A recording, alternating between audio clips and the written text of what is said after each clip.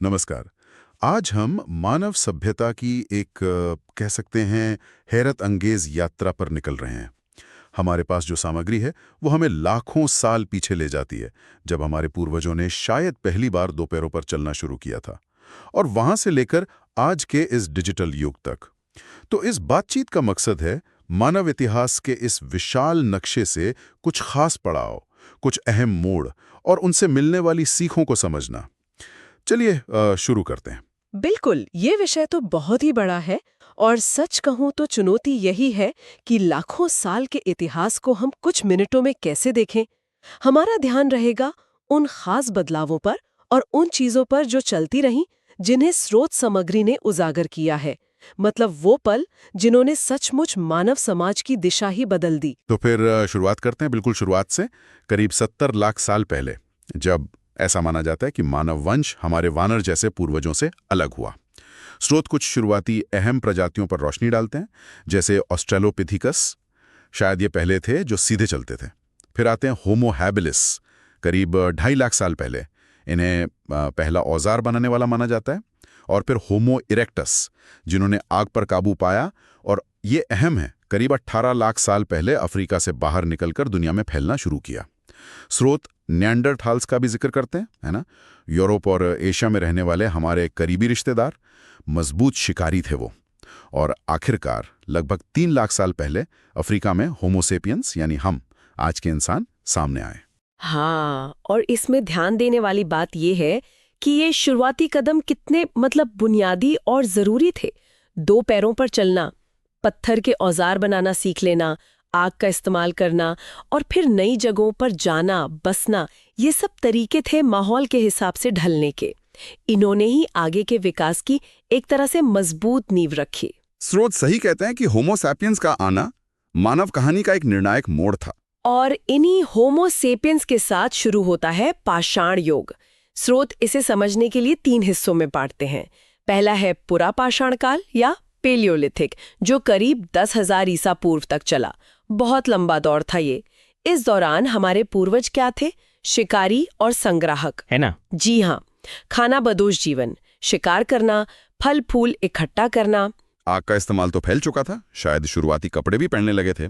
और भीमबेटका या लास्को जैसी जगहों पर वो चट्टानों पर बनी कलाकृतियां अद्भुत हैं वो। बिल्कुल, और स्रोत ये भी इशारा करते हैं कि भाषा और आपसी सहयोग जैसी जरूरी क्षमताएं भी शायद इसी लंबे दौर में विकसित हुई। ये दिलचस्प है, सहयोग की क्षमता शायद भाषा से जुड़ी हुई। इसने उन्हें बड़े जानवरों का शिकार करने में मदद की होगी, मुश्किल माहौल में जीने में भी।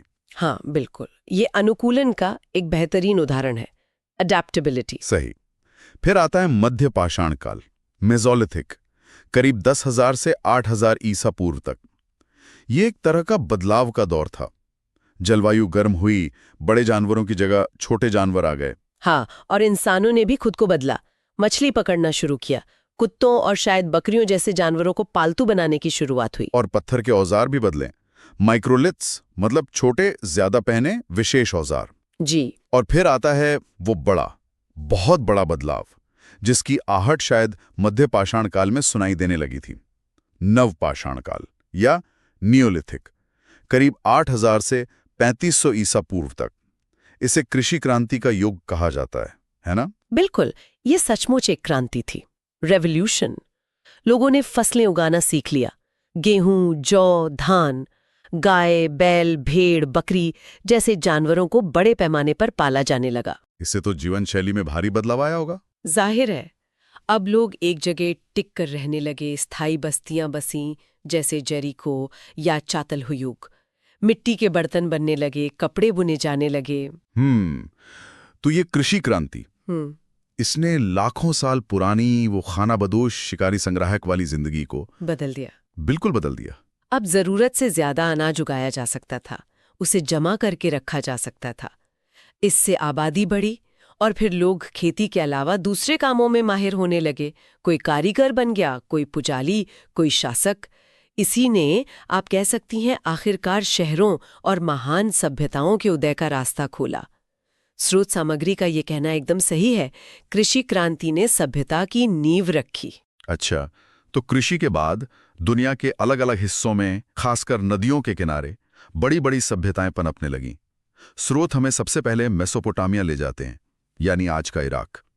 दजला और फरात नदियों के बीच की जमीन। यहीं उरुक, बाबिलोन जैसे दुनिया के कुछ पहले शहर बसे। यहीं सुमेरियनों ने कीलाक्षर लिपि का आविष्कार किया, क्यूनिफॉर्म। सोचिए, लिखने की शुरुआत। लिखने की शुरुआत, कितना बड़ा कदम रहा होगा ये। हाँ, और बाबिलोन के राजा हम्मुराबी की वो कानून संहिता, शुरुआती लिखित कानूनों का कितना अहम उदाहरण है। और उनके वो विशाल जिग्गुराट मंदिर, सीढ़ीदार पिरामिड जैसे पूजा स्थल, उनके समाज के केंद्र थे वो। कितना रोमांचक रहा होगा दुनिया का ये पहला शहरी जीवन। जरूर। फिर जरा नील नदी के किनारे मिस्र की सभ्यता को देखें। वो विशाल पिरामिड, वो रहस्यमयी स्फिंक्स, वो भव्य मंदिर।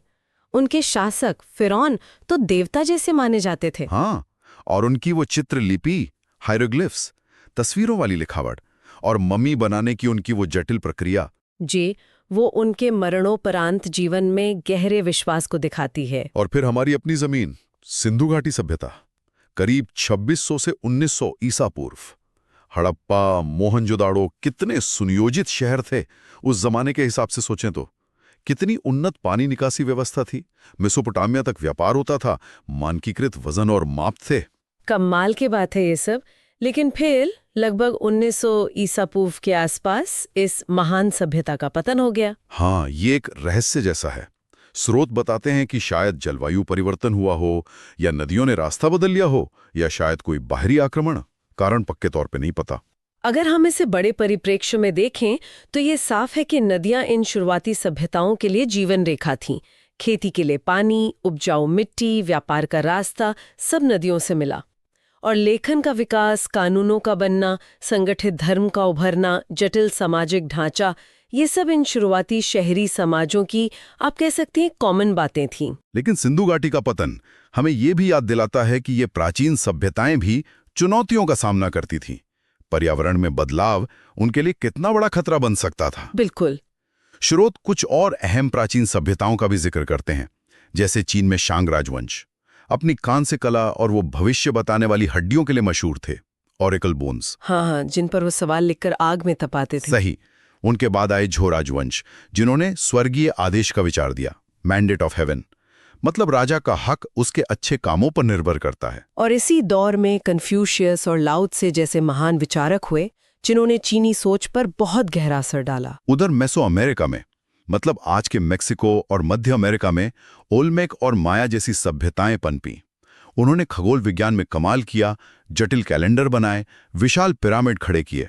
और यूरोप में यूनान यानी ग्रीस, एथेंस जैसे नगर राज्यों में लोकतंत्र का विचार जन्मा। जी हाँ। सुकरात, प्लेटो, अरस्तु ऐसे दार्शनिक जिन्होंने ज्ञान, तर्क, नैतिकता पर वो बातें कहीं जो आज भी पश्चिमी सोच की बुनियाद हैं। जी हाँ। और फिर रोम, एक छोटे से शहर से उठकर इतना विशाल साम्राज्य। उनकी इंजीनियरिंग तो कमाल थी। सड़कें, पुल और वो पानी लाने वाले एक्वाडक्ट्स आज भी कहीं कहीं दिखते हैं। उनका कानून सिस्टम भी बहुत प्रभावशाली था। हाँ, पर इतना बड़ा साम्राज्य भी हमेशा नहीं टिकता। पश्चिमी रोमन साम्राज्य का पतन हो गया 476 ईस्वी में। लेकिन इन सभी प्राचीन सभ्यताओं की विरासत बहुत गहरी है। यूनानी दर्शन, रोमन कानून, चीनी विचार, ये सब आने वाली सदियों के लिए आधार बने। साम्राज्य भले ही मिट गए, पर उनके विचार, उनके आविष्कार जिंदा रहे और फैले। ये फिर से स्रोत की उस बात को सही साबित करता है कि ज्ञान आगे बढ़ता रहता है। अच्छा, तो पश्चिमी रोमन साम्राज्य के पतन के बाद पश्चिमी यूरोप में एक तरह की, कह सकते हैं, राजनीतिक अस्थिरता आई, जिसे पहले अंधकार युग कहा जाता था। हाँ, हालांकि इतिहासकार अब ये शब्द कम इस्तेमाल करते हैं, क्योंकि विकास तो तब भी हो रहा था। लेकिन हाँ, पूर्व में स्थिति अलग थी। पूर्वी रोमन साम्राज्य यानी बिजेंटीन साम्राज्य कुस्तुनतुनिया को केंद्र बनाकर सदियों तक फलता फूलता रहा। उसने यूनानी और रोमन ज्ञान को बचाकर रखा। और अब जो आता है वो काफी दिलचस्प है। इस्लामी स्वर्ण युग का उदय, लगभग 8वीं से 14वीं सदी तक। बगदाद, कुर्दोबा जैसे शहर ज्ञान विज्ञान के बड़े केंद्र बन गए। दुनिया भर से विद्वान वहां आते थे। गणित में तो कमाल का काम हुआ। अल खवारिज्मी के काम से ही एल्गोरिथम और अलजेब्रा जैसे शब्द निकले। हाँ, और खगोल विज्ञान, चिकित्सा, रसायन शास्त्र, दर्शन, हर क्षेत्र में तरक्की हुई। उन्होंने यूनानी ग्रंथों का अरबी में अनुवाद किया, उन्हें संभाला। ये दिखाता है कि ज्ञान और शक्ति का केंद्र हमेशा एक जगह नहीं रहता। जब यूरोप एक तरह से पुनर्गठन के दौर से गुजर रहा था, तब इस्लामी दुनिया, भारत और चीन ज्ञान और नवाचार के कह सकते हैं शिखर पर थे। भारत में उस समय गुप्त साम्राज्य का स्वर्ण काल बीत चुका था और बाद में दिल्ली सल्तनत की स्थापना हुई। उधर चीन में तांग और सोंग राजवंशों का राज था। ये तो आविष्कारों का सुनहरा दौर था। स्रोत बताते हैं कि बारूद, कागज, छपाई, पहले ब्लॉक प्रिंटिंग, फिर मूवेबल टाइप और कंपस, ये सब अहम आविष्कार इसी दौरान चीन में हुए। सोचिए, ये आविष्कार बाद में दुनिया को कितना बदलने वाले थे। बिल्कुल। अफ्रीका में भी बड़े साम्राज्य थे, जैसे माली साम्राज्य। उसका टिम्बुक्टू शहर इस्लामी शिक्षा और व्यापार का एक बड़ा केंद्र था। इसी मध्यकाल में स्रोत क्रूसेड्स का भी उल्लेख करते हैं। धर्मयुद्ध। जी, 11वीं से 13वीं सदी के बीच यरूशलेम और आसपास के पवित्र माने जाने वाले इलाकों पर कब्जे के लिए यूरोपीय ईसाइयों और मुस्लिम शासकों के बीच लड़े गए सैन्य अभियान थे। लेकिन संघर्षों के बावजूद, जैसे क्रूसेड्स, विचारों, तकनीकों और व्यापार का आना जाना विभिन्न संस्कृतियों के बीच रुका नहीं। चीनी आविष्कार, बारूद, कागज, छपाई, कंपास धीरे धीरे पश्चिम तक पहुंचे और आगे चलकर दुनिया को बदलने वाले साबित हुए। ये काल साबित करता है कि सभ्यताएं अलग थलग नहीं रहती, उनमें टकराव भी होता है और लेन देन भी। स्रोत की एक और सीख यहाँ याद आती है, साम्राज्य उठते और गिरते हैं पर ज्ञान आगे बढ़ता है। अब आते हैं उस दौर पर जिसने सीधे सीधे आज की आधुनिक दुनिया की शक्ल तय की। प्रारंभिक आधुनिक काल, लगभग 1500 से 1800 ईस्वी तक यूरोप में पुनर्जागरण शुरू हुआ। रेनेसा, खासकर इटली में, कला, साहित्य, ज्ञान विज्ञान में प्राचीन यूनानी और रोमन आदर्शों में एक नई रुचि जागी। हाँ, Leonardo da Vinci, Michael Angelo, कितने बड़े नाम इसी युग से जुड़े हैं। निकल पड़े। कोलंबस अमेरिका पहुंचे, वास्को डी गामा भारत आए, मैगलन के दल ने दुनिया का चक्कर लगाया। इसने तो दुनिया का नक्शा ही बदल दिया। हाँ, और इन्हीं खोजों के साथ साथ यूरोप में वैज्ञानिक क्रांति भी चल रही थी, साइंटिफिक रेवोल्यूशन। निकोलस कोपरनिकस ने कहा कि पृथ्वी सूर्य के चारों ओर घूमती है। गैलीलियो ने दूरबीन से इसे साबित करने में मदद की, और फिर न्यूटन, गुरुत्वाकर्षण और गति के नियम। इसने तो ब्रह्मांड को देखने का नजरिया ही बदल दिया। तर्क और प्रयोग पर आधारित वैज्ञानिक पद्धति का महत्व बहुत बढ़ गया। बिल्कुल। और यूरोप में इसी दौरान मार्टिन लूथर के साथ वो धार्मिक सुधार आंदोलन रेफॉर्मेशन भी हुआ, जिसने रोमन कैथोलिक चर्च की सत्ता को चुनौती दी। उधर भारत में शक्तिशाली मुगल साम्राज्य का शासन था। अकबर, जहांगीर, शाहजहां। कला, वास्तुकला, प्रशासन पर गहरी छाप छोड़ी उन्होंने। ताजमहल। जी, और चीन में मिंग राजवंश ने चीन की महान दीवार का विस्तार किया। लेकिन यहाँ एक और बड़ा बदलाव हो रहा था, यूरोपीय उपनिवेशवाद की शुरुआत। हाँ, ये एक अहम मोड़ था। पुर्तगाल, स्पेन, फिर डच, फ्रांसीसी, अंग्रेज अपनी नई समुद्री ताकत और हथियारों के दम पर दुनिया के दूसरे हिस्सों में पैर जमाने लगे। पहले व्यापार, फिर कब्जा। वैज्ञानिक क्रांति और खोजों ने यूरोप को जो बढ़त दी, उसका इस्तेमाल वैश्विक शक्ति संतुलन को बदलने में किया गया। इसके परिणाम बहुत दूरगामी और अक्सर दुखद भी हुए। स्रोत का ये बिंदु बहुत अहम है। विज्ञान और तकनीक परिवर्तन की धुरी है। 19वीं सदी अपने साथ लाई औद्योगिक क्रांति, इंडस्ट्रियल रिवॉल्यूशन। शुरुआत ब्रिटेन से हुई। भाप के इंजन, नई मशीनें, कारखाने, उत्पादन के तरीके बदल गए। रेलगाड़ियां, भाप के जहाज, यातायात और व्यापार में क्रांति आ गई। ये क्रांति फिर यूरोप और अमेरिका तक फैली। लोग गांवों से शहरों की तरफ भागे, नए सामाजिक वर्ग बने। इसी सदी में राष्ट्रवाद की भावना भी बहुत तेज हुई, जिसके चलते इटली, जर्मनी जैसे देश एक हुए। लेकिन इसी राष्ट्रवाद और औद्योगिक ताकत ने यूरोपियन साम्राज्यवाद को और भड़काया। 19वीं सदी के अंत तक अफ्रीका और एशिया का ज्यादातर हिस्सा यूरोपीय कब्जे में था। और फिर आई 20वीं सदी, मानव इतिहास की शायद सबसे उथल-पुथल वाली सदी। इसमें दो भयानक विश्व युद्ध हुए। पहला विश्व युद्ध 1914-18 यूरोप के राष्ट्रवाद, साम्राज्यवाद और उन सैन्य गठबंधनों का नतीजा था। लाखों जाने गई। और दूसरा विश्व युद्ध 1939-45 तो और भी ज्यादा विनाशकारी था। हिटलर का नाजी जर्मनी, यहूदियों का नरसंहार, हॉलोकास्ट, और फिर युद्ध के अंत में हिरोशिमा नागासाकी पर परमाणु बम। इतनी बड़ी तबाही के बाद दुनिया के नेताओं ने सोचा कि ऐसा फिर न हो। 1945 में संयुक्त राष्ट्र यूएन बना। हाँ, लेकिन शांति कहाँ आई? दुनिया जल्द ही दो खेमों में बंट गई, पूंजीवादी अमेरिका और साम्यवादी सोवियत संघ, और शुरू हुआ शीत युद्ध, कोल्ड वॉर। करीब 1947 से 1991 तक चला। सीधी लड़ाई नहीं थी, पर विचारधाराओं का टकराव था। परमाणु हथियारों की होड़, जासूसी, दुनिया भर में प्रॉक्सी युद्ध। और इसी दौरान वो अंतरिक्ष दौड़ भी चली, स्पेस रेस।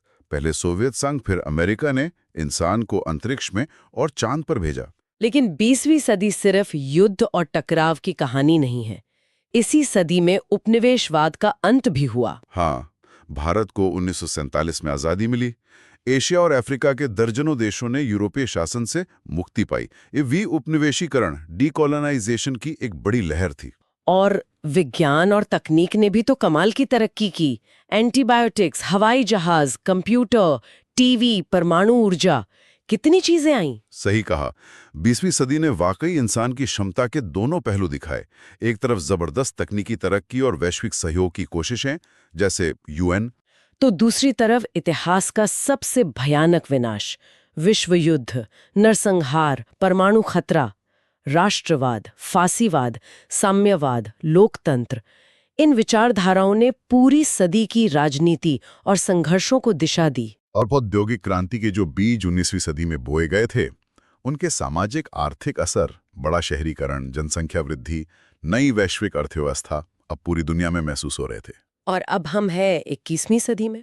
इसे वैश्वीकरण और डिजिटल क्रांति का युग कहा जा सकता है। Internet, mobile phone, social media, दुनिया इतनी जुड़ गई है जितनी पहले कभी नहीं थी। सूचना पाना आसान हुआ है, लेकिन गलत सूचना का फैलना भी एक चुनौती है। Artificial intelligence, AI, genetic engineering, चिकित्सा विज्ञान, इनमें हैरत अंगेज तरक्की हो रही है। भविष्य में बीमारियों के इलाज और जीवन की गुणवत्ता में सुधार की उम्मीदें हैं। पर इस सदी की अपनी चुनौतियां भी हैं, और शायद सबसे बड़ी है जलवायु परिवर्तन। बिल्कुल। औद्योगिक युग से जीवाश्म ईंधन के इस्तेमाल ने पृथ्वी का तापमान बढ़ाया है। इसके गंभीर परिणाम अब दिखने लगे हैं मौसम पर, समुद्र स्तर पर, प्रकृति पर। ये एक ऐसी वैश्विक चुनौती है जिसका सामना करने के लिए अभूतपूर्व अंतर्राष्ट्रीय सहयोग की जरूरत है। अंतरिक्ष अन्वेषण में भी एक नई दिलचस्पी दिख रही है। मंगल पर इंसान भेजने की तैयारी, निजी कंपनियां भी अंतरिक्ष पर्यटन में आ रही हैं। आज दुनिया पहले से कहीं ज्यादा जटिल है और आपस में जुड़ी हुई है। बदलाव की रफ्तार बहुत तेज है। तकनीक हमें असीम संभावनाएं दे रही है, संचार में, स्वास्थ्य में, ज्ञान पाने में।